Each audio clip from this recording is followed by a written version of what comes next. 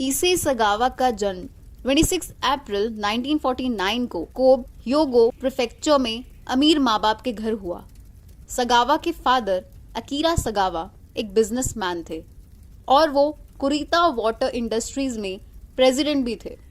उसके grandfather the असाही शिंबुन में एक एडिटर थे। सगावा प्रीमेच्योरली बॉर्न हुआ था, यानी कि टाइम से पहले ही वो पैदा हो गया था और वो अपने पापा के हथेली के साइज का था जब वो पैदा हुआ था। उसके प्रीमेच्योर बर्थ की वजह से उसे एक डिजीज डेवलप हो गई, जिस डिजीज का नाम था एंटेरिटिस। ये डिजीज स्मॉल इंटेस्टाइन को अटैक करती है। सगावा आगे जाके रिकवर हो गया क्योंकि ऑब्वियसली वो एक अमीर खानदान से था, तो उसका इलाज चला और वो ठीक हो गया। लेकिन आगे लाइफ में जाकर भी उसकी हेल्थ थोड़ी फ्रेजाइल ही रहती थी, थोड़ा कमजोर ही रहता था वो, और उसका नेचर काफी ज्यादा इंट्रोवर्टेड था, यानी कि ज्यादा किसी से बातचीत नहीं करता था। उसका इंटरेस्ट उसके इस इंट्रोवर्टेड नेचर की वजह से लिटरेचर में बहुत ज्यादा था। सगावा जब फर्स्ट ग्रेड में था तब उसने लाइफ में पहली बार कैनिबलिस्टिक डिजायर्स को एक्सपीरियंस किया था, जब उसने एक आदमी की थाइस को देखा। कैनिबलिस्टिक डिजायर्स का मतलब है इंसान को खाने की डिजायर। एक 2011 के इंटरव्यू में सगावा ने ये बताया कि उसने अपने डॉग के साथ बेस्टियलिटी में पार्ट लिया था, यानी कि उसने अपने डॉग का रेप किया था और वो अपनी जवानी से ही औरतों को कैनिबलाइज करना चाहता था, यानी कि उसके अंदर एक स्ट्रॉन्ग डिजायर थी औरतों को खाने की। सगावा ने इंग्लिश लिटरेचर में मास्टर्स डिग्री हासिल की थी। जब वो 24 साल का था तब एक दिन उसने अपनी यूनिवर्सिटी की एक लड़की का पीछा किया। वो लड़की काफी लंबी थी और वो जर्मन औरत थी, यानी कि वो जर्मन से थी। वो उस लड़की का पीछा करते करते उसके अपार्टमेंट पहुंच गया जब वो सो रही थी। उसकी इंटेंशन ये थी कि वो उसको कैनिबलाइज करेगा। वो उसके बटक्स को काट कर खाना चाहता था और कुछ पीस वो अपने साथ उठाकर ले जाना चाहता था, बट फॉर्चुनेटली वो लड़की नींद से जाग गई और उसने पुलिस को कॉल कर दिया।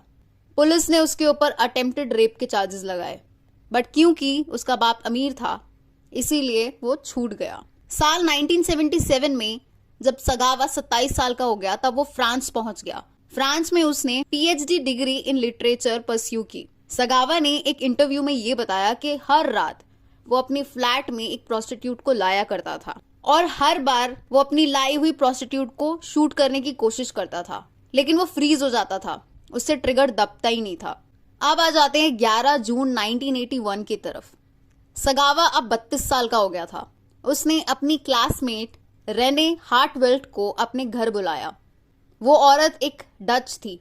सगावा ने उस औरत को अपने घर में डिनर के लिए बुलाया था और इस बहाने से भी कि वो उसके लिए एक पोएट्री को ट्रांसलेट कर लेगा, जो कि एक स्कूल का असाइनमेंट था।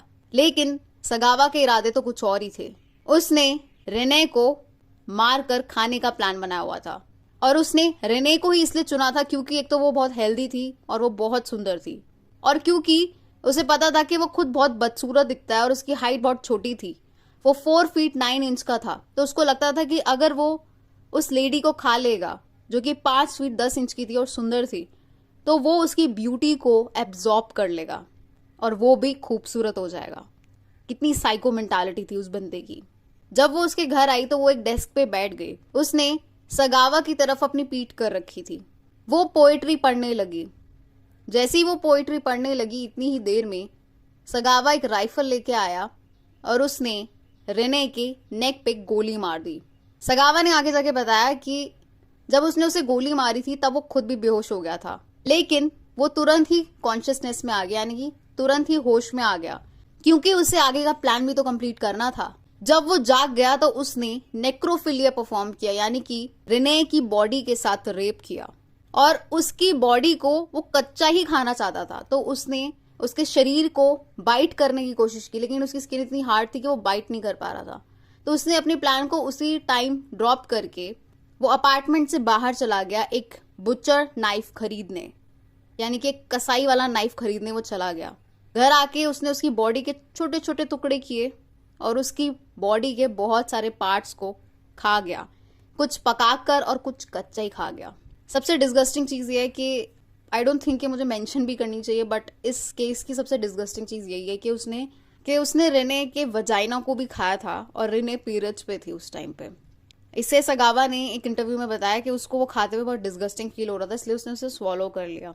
ये केसेस इतने ज़्यादा डिस्टर्बिंग, इतने डिस्गस्टिंग होते हैं कि इनको पढ़ के ऐसा लगता है कि इंसान ऐसा कर भी कैसे सकता है। लाइक सीरियसली, हमारा नेल भी किसी को लग जाए और खून निकल जाए तो हमें दुख हो जाता है कि हमारी वजह से किसी के लग गई, बट ऐसे लोग लिटरली किसी को इंटेंशनली मारकर काट कर खा जाते हैं और उनको बुरा भी नहीं लगता।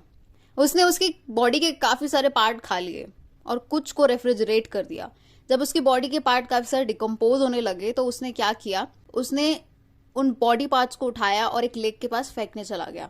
और ये भी चीज़ है कि सगावा ने हर एक स्टेज पे जब वो बॉडी काटता जा रहा था, लिटरली जेफरी डॉमर की तरह फोटोज ली थी हर एक स्टेज की। अब जब वो फेंकने जा रहा था बॉडी पार्ट्स को एक बार, तो पुलिस ने उसको पकड़ लिया था।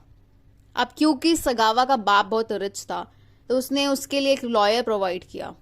अब सगावा को 2 साल तक ट्रायल के लिए अवेट कराया, बट उसे लीगली इंसेन बता दिया गया और ये भी बता दिया गया कि वो ट्रायल लेने के लिए अनफिट है बाय द फ्रेंच जज, जिसके बाद उसको एक मेंटल इंस्टीट्यूशन में डाल दिया गया। अब वो जो मेंटल इंस्टीट्यूशन था वो जापान में था, उसे जापान भेज दिया गया। वहां जाके जब उसका एग्जामिनेशन हुआ तो पता क्या निकला कि वो बंदा मेंटली एकदम सेन था।